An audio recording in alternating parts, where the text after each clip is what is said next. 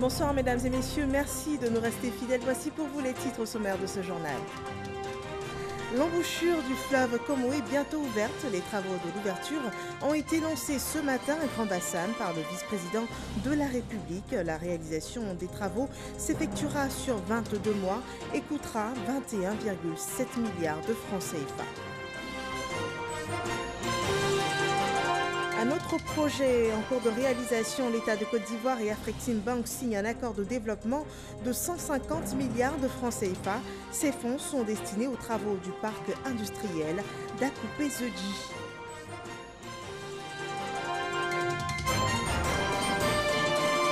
Et puis les écoles de la région du Lodjibois reçoivent 6 000 tables bancs dans le cadre du programme social du gouvernement. Après le recrutement de 10 300 enseignants, c'est la deuxième phase d'exécution du plan de développement du système éducatif ivoirien. Bonsoir et bienvenue à tous. Le gouvernement passe à l'acte. Après de nombreuses promesses, les travaux de l'ouverture de l'embouchure du fleuve Comoé ont été lancés ce matin à Grand Bassam par le vice-président de la République.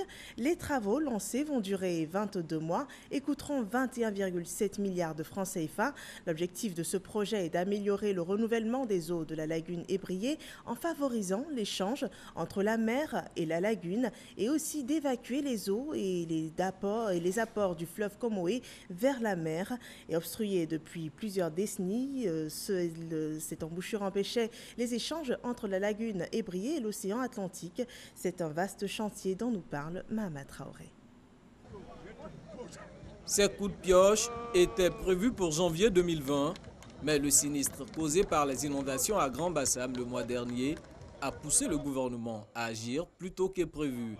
Voici enfin lancés les travaux qui vont ouvrir l'embouchure du fleuve Comoé. L'ouverture de l'embouchure a été annoncée depuis de nombreuses années. De nombreuses annonces ont été faites. Hélas, les circonstances des différentes époques n'ont pas permis leur matérialisation, au point de susciter des railleries chez nos populations lorsque ce sujet était évoqué. Et ce 11 novembre 2019, notre longue attente trouve une issue heureuse. L'embouchure du fleuve Comoé est l'exutoire naturel de la lagune ébriée vers l'océan Atlantique. Ce canal, situé au niveau de la ville de Grand Bassam, s'est vu obstrué ces dernières années par une importante quantité de sédiments, provoquant des crues du fleuve Comoé en cas de forte pluie. Les travaux visant à ouvrir l'embouchure vont durer 22 mois pour un coût global de 21,7 milliards de francs CFA, financé par la Banque arabe pour le développement économique de l'Afrique.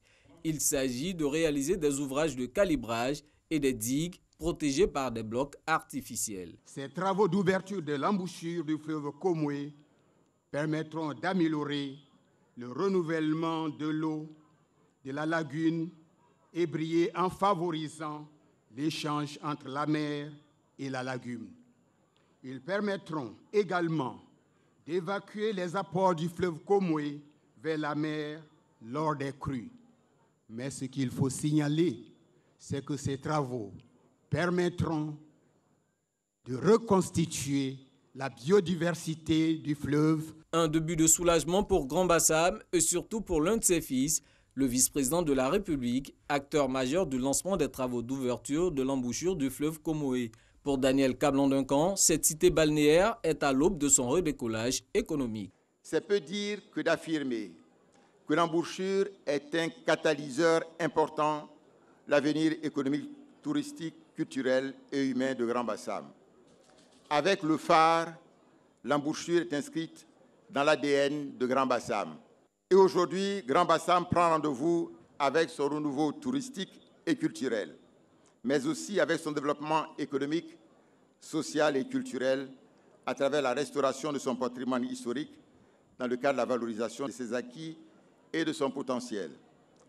C'est pourquoi tous les élus, tous les cadres et les populations de Bassam et de l'ensemble du Sud Comoé, et je vois même au-delà, avec nos frères de l'AME, je le sais, sont particulièrement reconnaissants au président de la République, son Excellence M. Alassane Ouattara, pour sa très grande sollicitude à leur endroit. Le projet d'ouverture de l'embouchure du fleuve Comoé à Grand Bassam constitue l'une des étapes de la seconde phase du vaste projet de sauvegarde et de valorisation de la baie de Cocody et de la lagune ébriée. Un projet fruit de la coopération ivoiro-marocaine. L'embouchure fermée posait donc des problèmes d'ordre sociaux, environnementaux et économiques. La conséquence la plus récente, ce sont les crues qui ont occasionné les dernières inondations enregistrées à Grand Bassam. La nouvelle du lancement des travaux d'ouverture réjouit donc les populations. Suivons quelques réactions. Pour la population, pour les élus, c'est un nouveau soulagement. Nous pensons que d'ici 22 mois, ce sera un oubli. Ça faisait partie de l'histoire de Bassam. Il y a eu l'inondation à Bassam, mais plus jamais l'inondation à Bassam. Depuis un certain nombre d'années, nous souffrons de cet engouement de l'embouchure. Alors je remercie le président de la République et les membres du gouvernement qui ont œuvré pour ouvrir l'embouchure, qui permettra à nous, les riverains, de se nourrir en ressources halieutiques et autres choses. Et la navigation aussi. Alors je prie bon Dieu que les travaux se fassent pour le bien-être de toute la population de Grand Bassam. C'est un soulagement pour nous, surtout pour le sud Komoué, et en particulier pour Bassam. Donc on est tous contents pour la promesse tenue par le président de la République, Excellence Alassane Ouattara. Il y a un temps pour toute chose et ce temps-là appartient aujourd'hui à son Excellence le président Alassane Ouattara. Car ayant pris la mesure, ayant pris la gravité de la situation, c'est lui qui nous permet d'avoir l'ouverture de l'embouchure du fleuve Komoué. Je voudrais donc, en tant qu'élu du Sud Komoué, lui adresser toute notre gratitude, la gratitude de la population pour avoir posé cet acte qui non seulement va sauver les vies humaines, mais va engager fondamentalement Grand Bassam dans un avenir de développement durable. Voilà qui est dit. Mais en attendant la fin des travaux, les populations de Lagné-Bitiassa, victimes aussi des inondations survenues précisément à Agboville et à Adzopé, reçoivent le soutien du chef de l'État à travers un don composé de vivres et de non-vivres estimé à environ 19 millions de francs CFA. Serge Collier. 249 familles sinistrées à Adzopé et à Agboville. Pour apporter soutien et réconfort à ces victimes, le chef de l'État, le président Alassane Ouattara et le Premier ministre Amadou Gon Coulibaly ont dépêché une délégation du ministère de la Solidarité, de la Cohésion sociale et de la lutte contre la pauvreté. Représentant la ministre Mariatou Kone, le directeur de cabinet Abdoulaye Bamba s'est d'abord rendu à la Maison de la Culture d'Adzopé. Ici, des vivres et non-vivres d'une valeur de 4 500 000 francs CFA ont été distribués à 49 familles touchées. Ces familles ont exprimé leur gratitude. À Agboville, 200 familles ont reçu environ 14 millions de dons. Au total, 18 500 000 francs CFA de vivres et non-vivres distribués. Chaque fois que des populations sont sinistrées, Madame le ministre de la Solidarité, de la Cohésion de la lutte contre la pauvreté, sur instruction donc du président de la République et du chef du gouvernement, le Premier ministre Amadou Gon Coulibaly, se fait fort d'aller immédiatement vers ces populations pour leur porter la compassion de l'État de Côte d'Ivoire. Mais en plus de la compassion, ce que le gouvernement souhaite, c'est que les populations qui sont dans des zones à risque puissent quitter ces zones à risque. Car la météo prévoit encore, et nous le constatons tous, des pluies diluviennes en ce plein mois de novembre. Le préfet de région, préfet du département d'Agboville, André Ekono Assoumou, s'engage à poursuivre la sensibilisation pour éviter d'autres sinistres. Dans le district de Yamoussoukro, la Fondation Félix Houphouët-Boigny pour la recherche de la paix accueille la session ordinaire pour l'année 2019 du Sénat. La rencontre est présidée par la première vice-présidente de l'institution et les sénateurs ont, au cours de cette première journée, adopté la proposition d'ordre du jour des travaux du Sénat pour la période du 11 novembre au 19 décembre 2019. Le compte-rendu de la session par Kwasi Okwame. 98 sénateurs sur 99 ont pris part à cette session ordinaire portant proposition d'ordre du jour des travaux du Sénat. 2 points étaient inscrits à l'ordre du jour de cette session. Adoption du procès-verbal sommaire de la séance précédente, approbation de la proposition d'ordre du jour des travaux du Sénat pour la période du 11 novembre au 19 décembre 2019. C'était très important pour nous parce que c'était pour adopter notre calendrier de travail qui part du 11 novembre au 19 décembre. Il y a au moins 12, sinon plus. Le plus saillant, c'est le budget de Côte d'Ivoire que nous allons traiter dans quelques jours, entre le 11 et le 19 décembre. En information générale, le président du Sénat, Jeannot Ahoussou-Kouadio, représente le président de la République au Forum de Paris sur la paix.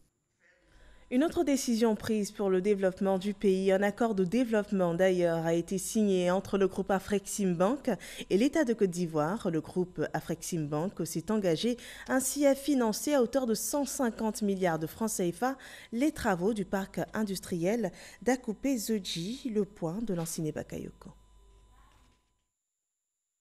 Cet accord de développement du parc industriel signé avec Afreximbank sous forme de partenariat public-privé porte sur l'aménagement de 113 hectares additionnels à la zone industrielle d'Akupé-Zodji. Ces travaux d'aménagement concernent la construction d'infrastructures de base, des bâtiments commerciaux ainsi que des hangars. Coût prévisionnel de l'investissement, 150 milliards de francs CFA. Où Afreximbank certainement va faire la conception, l'aménagement, va travailler au niveau du marketing international pour y attirer, comme on dit, des grands joueurs internationaux qui vont travailler sur ce site.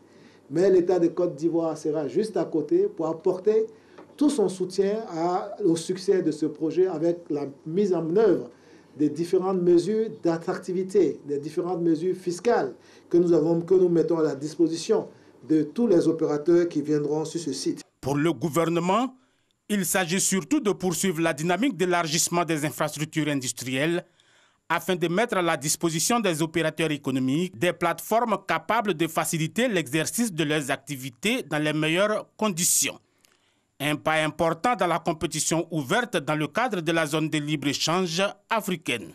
Dans la mesure où les marchés africains sont ouverts pour les produits africains, en relation avec l'accord de libre-échange économique, nous voulons nous assurer que l'Afrique, en particulier la Côte d'Ivoire, dispose de produits suffisants pour le commerce. La prochaine étape, c'est la signature du contrat de concession prévu courant 2020. Avec une capacité d'accueil de 60 entreprises, le parc industriel de PK24 qui va être construit favorisera la création de 10 000 emplois. Le jeudi 7 novembre 2019, le jeudi dernier donc, Moussa Sanogo, le ministre du Budget et du portefeuille de l'État, effectuait une visite de travail à la maison de l'entreprise. Au cours de la rencontre, il a présenté au patronat ivoirien les principales réformes engagées par l'État de Côte d'Ivoire pour l'amélioration du climat fiscal des affaires. Le reportage de Jean-Luc Bangbo. C'est à un véritable dialogue direct que se sont livrés le ministre du Budget et du portefeuille de l'État et les chefs d'entreprises privées exerçant en Côte d'Ivoire.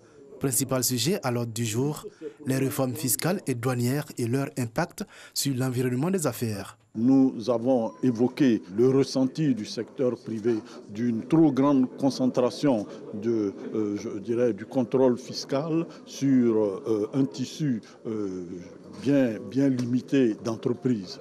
Donc, quand on dit ça, on touche à tout le problème de l'élargissement de l'assiette fiscale dans notre pays d'une manière générale. Le ministre a indiqué que le gouvernement a fait de l'amélioration de l'environnement fiscal des affaires une de ses priorités. Depuis 2012, des réformes ont été engagées, l'objectif étant de figurer dans le top 50 des meilleures économies dans le monde. Le gouvernement déploie beaucoup d'efforts pour faire en sorte que le secteur privé travaille dans les meilleures conditions et que des investisseurs privés également viennent s'installer en Côte d'Ivoire. Donc il est quand même bon de temps en temps qu'on puisse s'assurer que dans les méthodes de travail de l'administration, le nécessaire est fait pour que effectivement ces entités-là puissent travailler dans les meilleures conditions. Moussa Sanogo a surtout rassuré les patrons sur les mesures à venir qui renforceront encore plus la protection de l'environnement fiscal des affaires. Il s'agit entre autres de la poursuite de la digitalisation, de l'amélioration du dispositif fiscal et de la poursuite de la modernisation de l'administration douanière. Le ministre en charge de l'agriculture et du développement rural, lui, expecte l'AGEFOR, qui est l'agence foncière rurale, une visite de Kobenan Kwasi Adjoumani pour toucher du doigt les réalités du terrain et aussi évaluer également les données reçues à sa prise de fonction. Noël Gagnon. L'agence foncière rurale, première escale du ministre Kwasi Adjumani, la tutelle dans son objectif de visiter les différents champs de l'agriculture ivoirienne. La raison, la question foncière est sensible et déterminante pour le développement et la paix sociale en Côte d'Ivoire. La très sensible question du foncier rural, citée avec récurrence comme l'une des causes des différentes crises qui ont déchiré le tissu social en Côte d'Ivoire depuis au moins 2 décennies, mérite d'être adressée avec beaucoup plus de rigueur et de diligence. Les résultats de 2017 à ce jour confirment la diligence et la rigueur avec lesquelles les questions ont été adressées. Tenez, le nombre de territoires délimités et bornés est passé de 0 à 1760 en 2019 et celui de certificats fonciers délivrés avec arrêté signé du ministre en charge de l'Intérieur de 4423 en 2017 à 6123 en 2019. Impact de cet état de fait, le bénéfice de l'appui budgétaire de l'Union européenne. L'AFOR a apporté un concours important à la Côte d'Ivoire, lui permettant de relever de façon honorable son défi de satisfaire les indicateurs de l'Union européenne qui étaient de délimiter et de borner les territoires de 3250 villages cumulés au 30 septembre 2019. En plus de l'Union européenne, l'AFOR bénéficie d'un prêt de 27,5 milliards de francs CFA de la Banque mondiale dans le cadre du financement du PAMOFOR. Notons qu'en Côte d'Ivoire, le foncier rural, c'est 23 millions d'hectares à identifier d'ici à 2023. La première édition de la Semaine nationale de la ville, lancée le 31 octobre dernier, s'est achevée le 7 novembre dernier.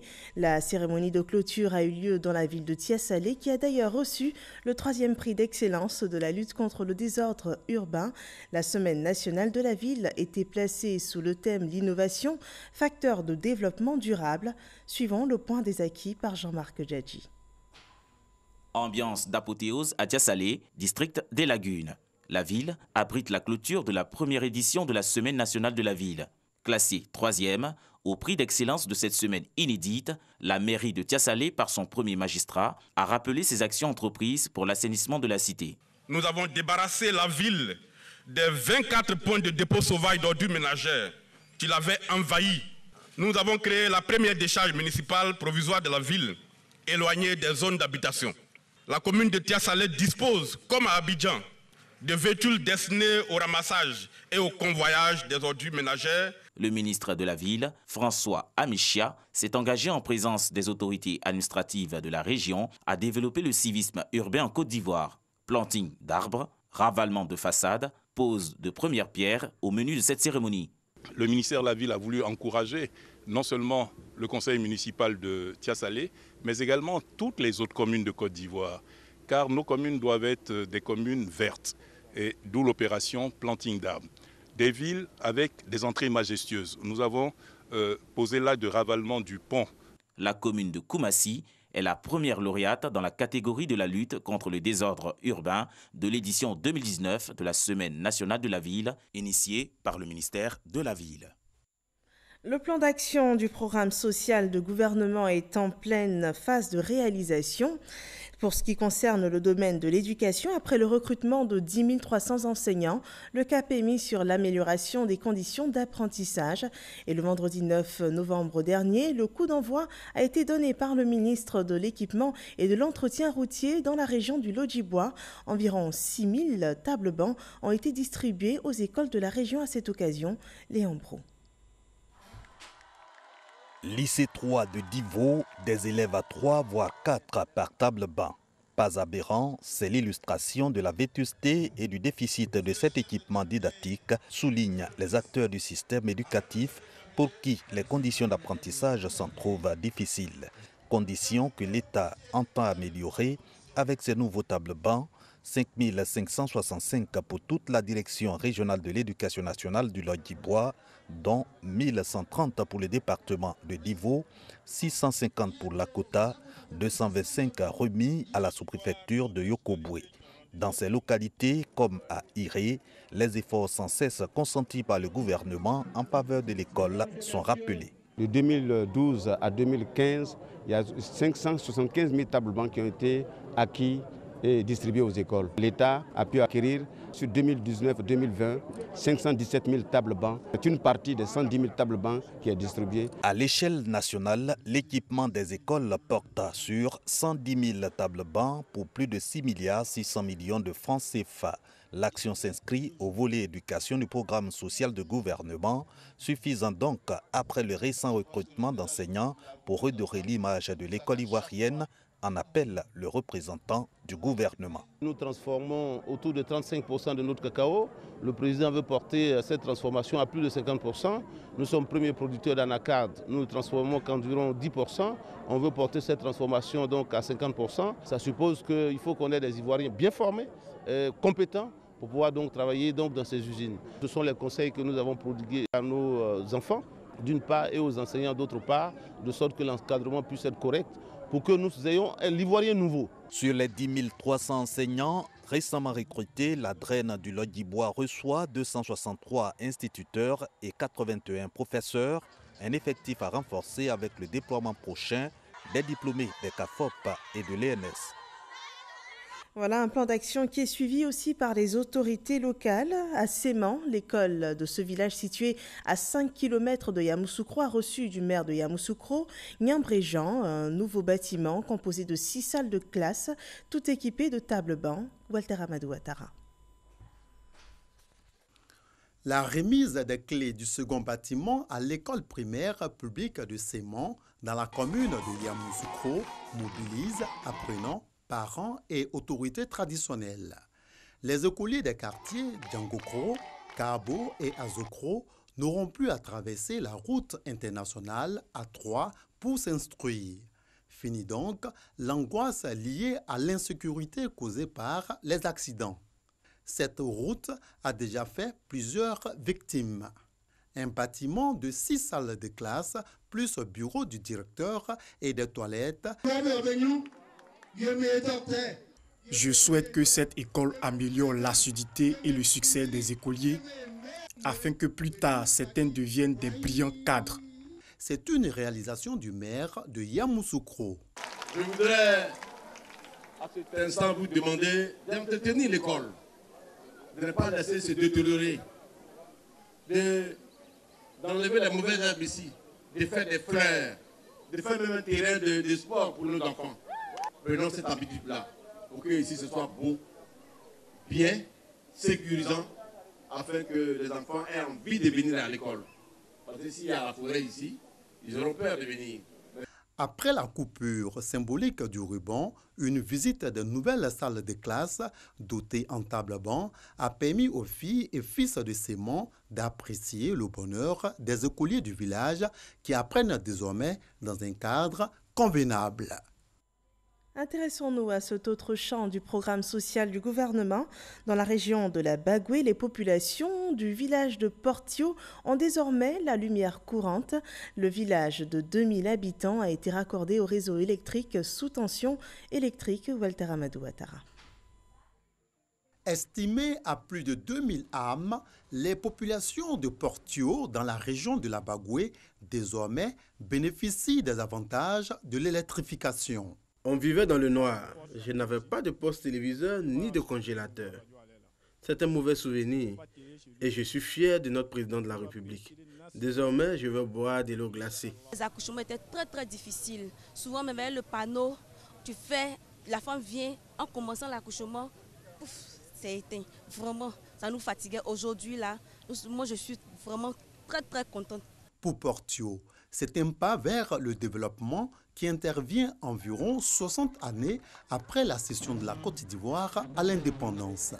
Le ministre de la Promotion de la Jeunesse et de l'Emploi des Jeunes, Mamadou Touré, fils de Portio, a exprimé la gratitude des populations au président de la République et au Premier ministre. Tout ce qu'il nous reste à faire, c'est de dire merci au président Alassane Ouattara.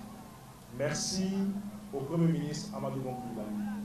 Dites-leur que nous, ici à Portio, puisque tout le monde ailleurs apprécions à sa juste valeur les actions de développement qui ont été menées dans nos localités. En plus de la lumière, Portio bénéficie grâce au programme social du gouvernement d'une école de 9 salles de classe, de 15 km de routes reprofilées et d'un centre de santé. Au nom du Premier ministre Amadou Gon Coulibaly, parrain de cette fête de la lumière, la ministre de l'Éducation nationale, Kandia Camara, ne manque pas de rappeler que ces actions visent à fournir des services de proximité et améliorer les conditions de vie des Ivoiriens. Le président ainsi que le Premier ministre ont décidé de se donner comme mission faire le bonheur des Ivoiriens. Et ce bonheur, il doit être partagé à l'ensemble des Ivoiriens, à chacun des Ivoiriens. La joie d'avoir une école qui est partie de 3 classes de 1960 à 1980 à 9 classes depuis 2012. Il a été construit un dispensaire. La voie de Blességué jusqu'à Portio a été totalement réhabilitée. Les kits scolaires sont offerts. Donc tout cela, ce sont des actions de développement. Les populations ont laissé entrevoir leur joie. En mode religion, dans ce journal, les musulmans de Côte d'Ivoire célébraient le week-end dernier la fête du Maouloud dans la localité de Kelindjan, située à une dizaine de kilomètres de Samatigila. Le désir de paix et de cohésion était au centre des prières formulées par les guides spirituels. Le compte-rendu d'Issaïeo. Kelindjan, localité située à 15 km de Samatigila, lieu de prière, de recueillement et de pèlerinage pour les fidèles musulmans lors de la fête de Maouloud, jour anniversaire de la naissance du prophète Mahomet. Dieu même a recommandé à faire salat sur le prophète Mohammed sallallahu alayhi wa sallam. Lui-même il dit que quand il fait salat une fois sur le prophète Mohammed sallallahu alayhi wa sallam, lui fait 10 fois sur toi. Je viens d'Abidjan pour venir prendre les bénédictions à Kelindjan. C'est très important pour tout le monde. Venus nombreux de partout, les fidèles musulmans reçoivent les bénédictions du cheikh Bouaké Samassi. Mais avant Kelindjan, les cadres marquent une halte à Kimrila Sud et Samatigila. Le ministre Gaussou Touré, président du comité d'organisation du Maouloud dans le district du Denguélé, et plusieurs autres cadres saluent les actions du président de la République dans les régions du Denguélé et du Folon. Il invite les populations à la paix et au pardon. Nous voulons que Kelindjan soit une zone de recueillement pour le monde entier et que les gens se déplacent comme on se déplace ailleurs pour venir en pèlerinage. Les prières qui ont été faites ici pour le président, pour l'ensemble du pays, pour la paix, nous savons que, Inch'Allah, ces prières-là seront exaucées. L'ensemble des cadres unis comme un seul homme pour venir participer à cet événement. On ne peut pas trouver de cohésion plus forte que ce que nous avons aujourd'hui. Et c'est un plaisir, une joie pour tous les fils du district du Denguélé. La nuit, place à une conférence à la grande mosquée d'Odiéné pour édifier les musulmans sur les bienfaits de cette nuit du Maouloud. Une occasion pour les guides religieux et les cadres d'exhorter l'ensemble de la population à mieux pratiquer la religion musulmane et à être des exemples, à l'image du prophète Mahomet. Dans l'actualité hors de nos frontières, une vidéo amateur tournée la nuit du mercredi à jeudi dernier par un passager d'un vol Air Mauritanie en provenance de Brazzaville montrait l'absence d'agents de contrôle à l'aéroport de Bamako au Mali. La police aux frontières a donné des explications sur cette faute dès le lendemain. Dans un communiqué, le directeur explique que le vol est arrivé plus tôt que prévu et que les agents n'ont pu être à leur poste à temps, mais cependant, des mesures disciplinaires ont été annoncées à l'encontre de tous les agents au poste ce soir-là. À l'international, le Mexique. L'actu en bref de ce soir met la lumière sur la situation en Bolivie après la démission du président Evo Morales. Que s'est-il passé dans ce pays? Les détails de la situation avec Kolo Koulibaly et Ahmed Traoré.